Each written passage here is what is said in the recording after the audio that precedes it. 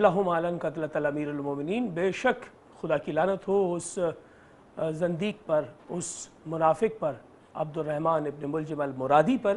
اور آج کی یہ نشست ضربت سے شہادت تک کے عنوان سے ہم ہر سال کی طرح K21 کی اسکرین سے آپ کے ساتھ ربط میں ہیں، اور ہمیشہ کی طرح ہر رمضان کی افطار سے قبل ہم آپ سے ملاقات کرواتے ہیں ایک نوجوان کی جو اپنی ہی کیپیسٹی میں معاشرے میں ایک بیٹرمنٹ کا کام کر رہا ہو، سوسائٹی کے لیے سرو کر رہا ہو۔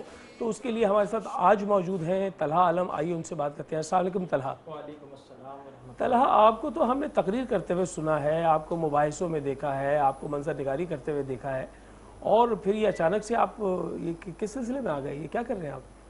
آغا بھائی، سب سے پہلے تو میں مولا کائنات کی شان میں چند اشعار پیش کرنا چاہوں گا، اور اس کے بعد میں پھر آپ کے سوال کی طرف آؤں گا کہ محراب پہ علی ہے تو ممبر پہ ہے علی، واہ، کعبہ گواہ دوش پیمبر پہ ہے علی، واہ، اور جنت علی کی ملک ہے کوثر پہ ہے علی، واہ، ہجرت کی شب رسول کے بستر پہ ہے علی۔ واہ واہ، لاکھوں کروڑوں سلام مولا کائنات پر۔ اچھا، آپ کا جواب سر یہ ہے کہ جب کووڈ-19 کا یہ سلسلہ شروع ہوا تو میں اپنے گھر میں آئسولیٹ تھا۔ ظاہر سی بات ہے، حکومت کی طرف سے بتایا جا رہا تھا کہ آپ گھروں سے نہ نکلیں۔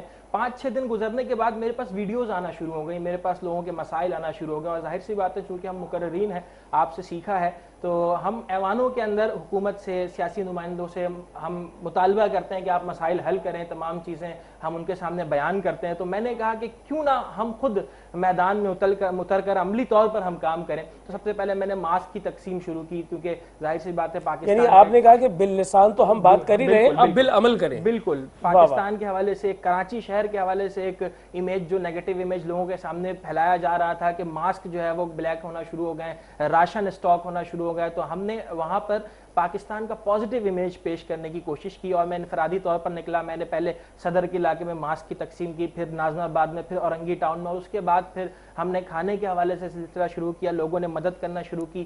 کامران بھائی ہیں، انہوں نے کافی مدد کی، USA سے راشد انجم ہے، انہوں نے کافی مدد کی ہماری، تو پھر محلے کے افراد کے ساتھ مل کے ہم نے راشن کی تقسیم کا سلسلہ شروع کیا، اور روزانہ کی بنیاد پر ہم کھانا لوگوں کو تقسیم کر رہے ہیں۔ اچھا، آپ نے صدر کا ذکر کیا، لیکن آپ کی جو میں نے میجر ایکٹیویٹی دیکھی وہ ایشیا کی سب سے بڑی جو ایک بستی ہے جس کا نام اورنگی ٹاؤن ہے، اور میں بہت خصوصی اس سے رغبت رکھتا ہوں، وہاں آپ کا بہت کام نظر آیا۔ اس کی وجہ یہ ہے چونکہ میری پیدائش اورنگی ٹاؤن کی ہے، اور میں نے 18 سال اورنگی ٹاؤن میں گزارا، پھر اس کے بعد ہم شفٹ ہو گیا، میں نے اپنا کوچنگ سینٹر بھی اورنگی ٹاؤن میں کیا، اور میری یہ خواہش ہے کہ اورنگی کا جو بچہ ہے نا وہ پورے پاکستان کی نمائندگی کرے۔ ہم پسماندہ ہو چکے ہیں، ہم بہت پیچھے جا رہے تھے ایک وقت تھا، لیکن اب چونکہ لوگوں کے اندر اویئرنیس آ رہی ہے، اور ہم چاہتے ہیں کہ اپنے حصے کا دیا ہم روشن کرتے رہیں۔ دنیا نے تجربات و حوادث کی شکل میں جو کچھ مجھے دیا ہے وہ لوٹا رہا ہوں میں، تو ہم جو ہے وہ لوٹانے کی کوشش کریں، ہم مقروض ہو کے اس دنیا سے نہ جائیں، ہم اپنے حصے کا دیا روشن کرتے رہیں۔ احمد فراز نے کہا تھا نا، شکوہ ظلمت شب سے تو کہیں بہتر تھا اپنے حصے کی کوئی شمع جلاتے جاتے۔ تو اورنگی میں کام کرنے کی وجہ یہ ہے کہ میرا تعلق وہاں سے تھا، اور میں چاہتا بھی ہوں کہ اب ہم اس کام کو آگے چلائیں، اور اس کے لیے کسی NGO کی خاص طور پہ مخصوص NGO کی ضرورت نہیں ہوتی، ہر فرد انفرادی طور پر کام کر سکتا ہے اگر وہ کام کرنا چاہے۔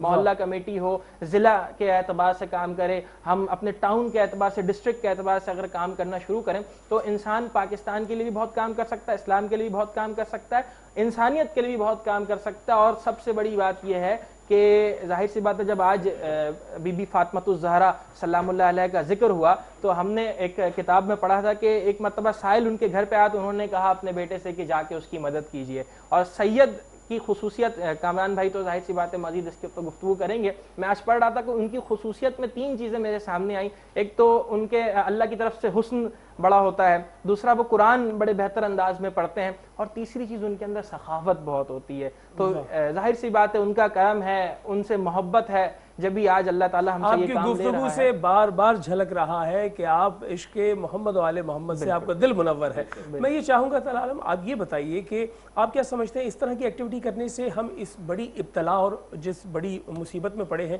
اس سے نکل جائیں گے؟ کیا یہ کافی ہے؟ دیکھیے، اس میں سب سے اہم کردار حکومت کا تھا، اور چونکہ ان کی طرف سے ایک بہت بڑا گیپ سامنے آیا، اور خاص طور پر سندھ حکومت تبھی فلاحی ادارے آگے بڑھے، ناکام ہوئے تو فلاحی ادارے سامنے ابھر کے آنا شروع ہوئے. انفرادی طور پر نوجوانوں نے اس خلا کو پر کرنے کے لیے جو ہے وہ اپنا حصہ ڈالنے کی کوشش کی. تو نوجوانوں سے یا جتنے بھی لوگ اس وقت کام کر رہے ہیں فلاحی ادارے، ان سے یہ مسئلہ حل تو نہیں ہوگا، کم ضرور ہو جائے گا، لیکن اگر حکومت ان کی مدد کرتی ہے جس طرح سے باہر ملکوں میں ہوتا ہے کہ حکومت خود چیریٹی دیتی ہے، یہاں تو ہمیں بعض اوقات دیکھنے میں آیا کہ راشن بھی جو ہے وہ ضبط کر لیے گئے، بعض اوقات لڑکوں کو بھی تنگ کیا گیا. تو حکومت کی ذمہ داری ہے کہ وہ اس وقت لوگوں کی مدد کرے اور ان کے سر پہ دست شفقت رکھے. ان کا میں آپ کے لیے نا طاہر عالم آج دو جملے جو ہے وہ کہہ رہا ہوں، اور یہ دو جملے جو ہے وہ اس لیے کہہ رہا ہوں کہ آج آپ نے دو بہت بڑے الزامات تھے ان کو آپ نے رد کیا ہے اپنے عمل سے. پہلا الزام یہ تھا کہ جتنے بھی مقررین ہیں وہ ایک